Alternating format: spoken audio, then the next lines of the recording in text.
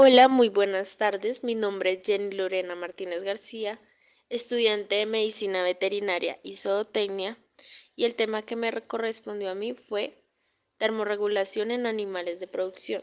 Primeramente, hablemos qué es la termorregulación.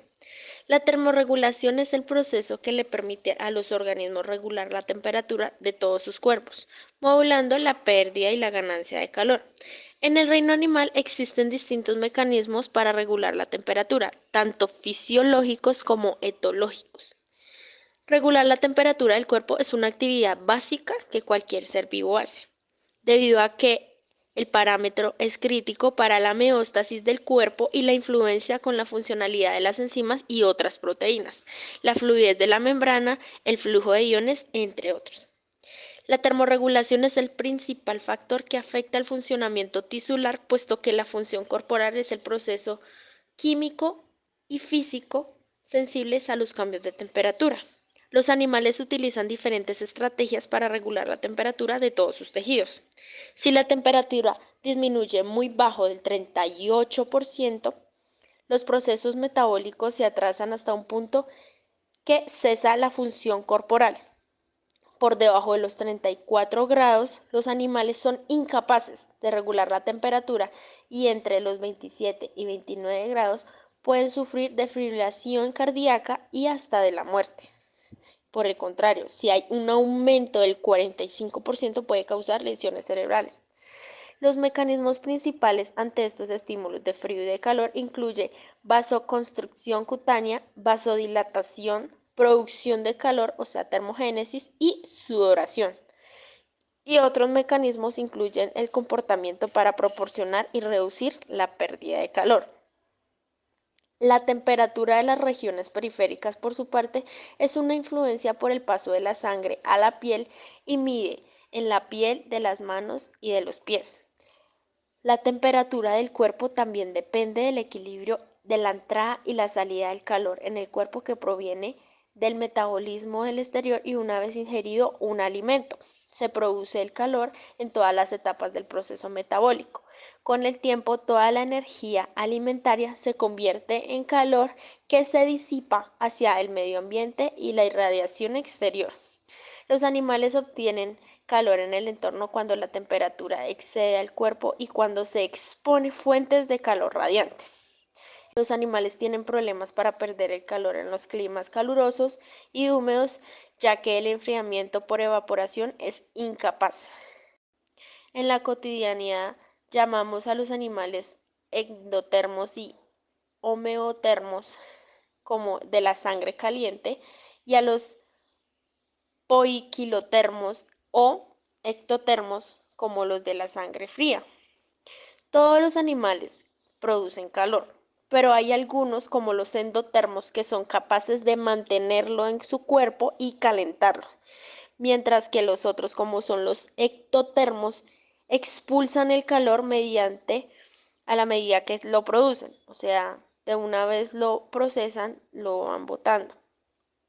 De manera el animal no puede mantenerlo en su cuerpo. De esta forma, el término ecto también proviene de que está por fuera, exterior.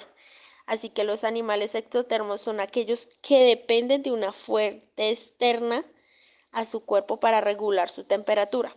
Dentro de este grupo se encuentra la mayoría de animales, aunque no siempre son excepciones. Entonces existen algunos animales ectotermos que duran periodos concretos que son capaces de aumentar su temperatura corporal para mantener independiente con el medio ambiente. Es el caso de algunos tipos de peces, no todos, pero algunos sí. Y digamos, hay algunos que poseen una musculatura bastante fuerte con la que son capaces de generar calor. En el otro caso son los reptiles, que suelen ser ectotermos, pero es una evasión a la regla que encontramos en ciertas serpientes, como las pitones, que cuando ponen sus huevos los enrollan y los mueven a los músculos para producir calor y aumento así su temperatura para transferirla a los huevos. Por consiguiente, hablemos de los animales ectodermos, que hacen frente a la variación de temperatura a través de la modificación de los mecanismos fisiológicos y comportamentales, los cuales le permiten conservar la temperatura corporal dentro de un rango más estable de los mecanismos fisiológicos y entre estas se desencadenan tres fases: sensaciones térmicas aferentes, regulación central y respuestas eferentes, los cuales se desarrollan de manera prioritaria frente a muchas actividades fisiológicas en contraposición. La regulación de la temperatura corporal en los animales ectodermos está vinculada directamente en la disponibilidad de la radiación solar, la cual varía temporalmente y específicamente a las sensaciones térmicas aferentes que son percibidas por los termorreceptores, los cuales localizan en las diferentes capas dérmicas. Los receptores térmicos del calor, o ya sea frío, son diferentes en los reptiles y en los mamíferos. Los termorreceptores cutáneos entre el calor y el frío captan la variación del medio ambiente enviando aferencias en las áreas sensoriales y corticales al hipotálamo. Hay termorrecepción a nivel de los organismos abdominales, de la médula espinal y de los conductos venoso-arteriales en la zona preóptica del hipotálamo.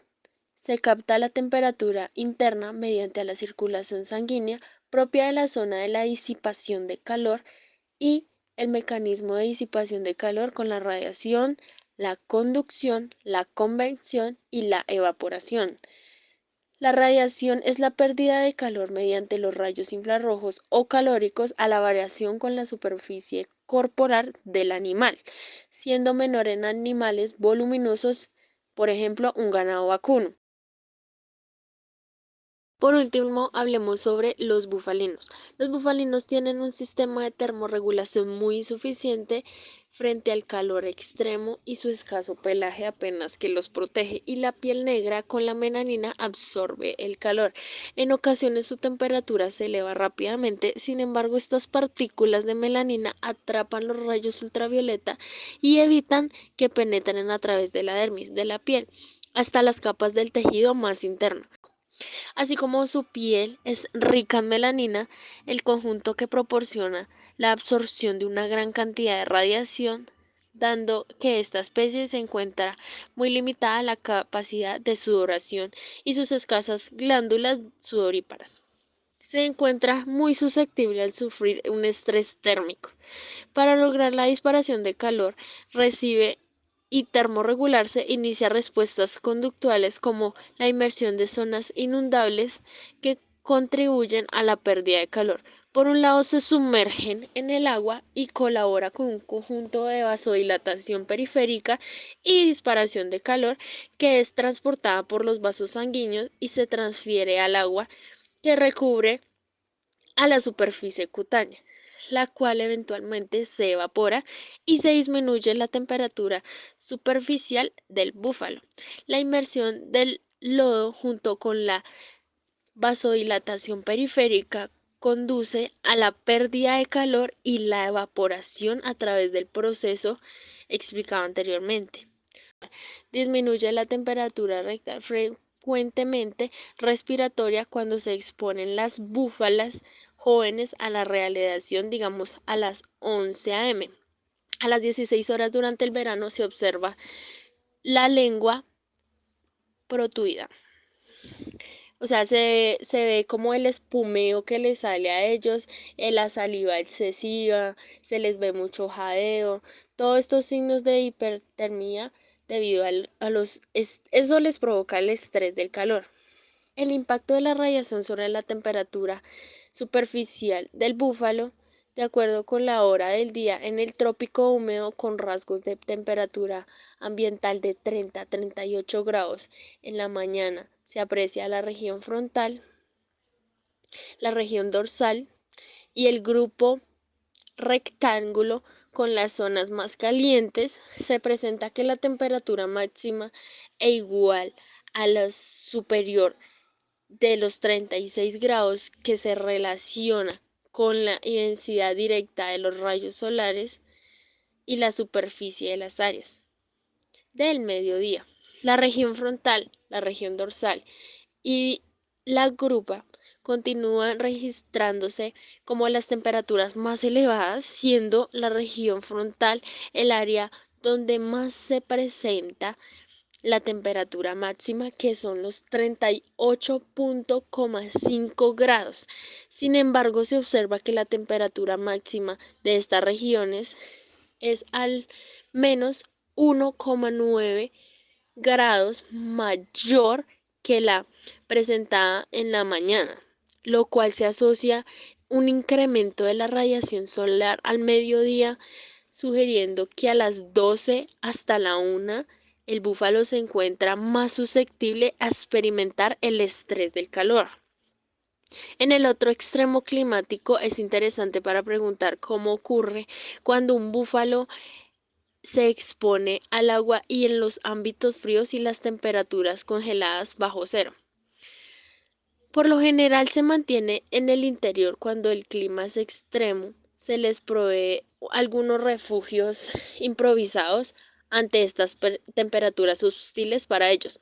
Los búfalos em, invernan en Rumia. El frío no tiene, digamos que realmente una influencia en la incidencia de las enfermedades respiratorias, pero definitivamente sí incluye en la reproducción, ya que ellos son más de estacionales. O sea, como que son observados en fincas de Rumia. La mayoría de los búfalos son criados en Rumia, se encuentran en granjas rurales como los animales de cría o también podemos apreciar que gracias al lodo seco y húmedo se puede mantener al animal un poco más fresco durante las oleadas del día que son más calurosas para ellos. En modo de producción podemos hablar que la lactancia existe en diferentes anatomofisiologías entre las vacas y las bufalinas.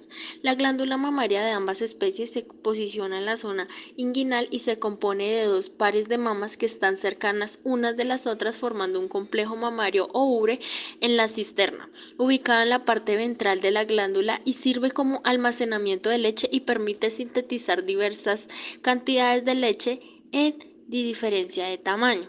La ubre de la bufalina almacena en comportamiento alveolar del 92 al 95% de la leche y el resto queda en la cisterna del 5% de la leche. En contraste a las vacas, acumulan en la cisterna el 20% de la leche y la fracción de la leche cisternal está disponible para el ordeño o almacenamiento de la cría antes de que las células mioepiteliales se contraigan, como respuesta a la acción de la oxitocina para que ocurra la eyección láctea de la leche.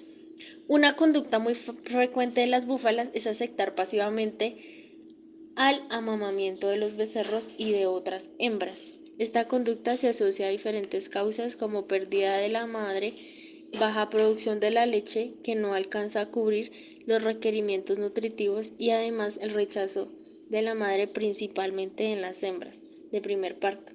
Y aunque este comportamiento se considera altruista, a las búfalas dan prioridad a sus crías y después un fin comunitario. Asimismo, a todas poseen un temperamento para aceptar las crías de otras hembras. Las búfalas tienen una gran ganancia de peso diaria promedio en la época de invierno y de verano, aproximadamente unos 650 gramos en pastoreo, lo que se traduce en un alto desempeño productivo que les permite obtener a los animales jóvenes con un peso adecuado para el sacrificio, entre los 440 y 460 kilos, alrededor de los 20 meses de edad. Se estima que el sacrificio anual en el país es de unos 60.000 búvilos.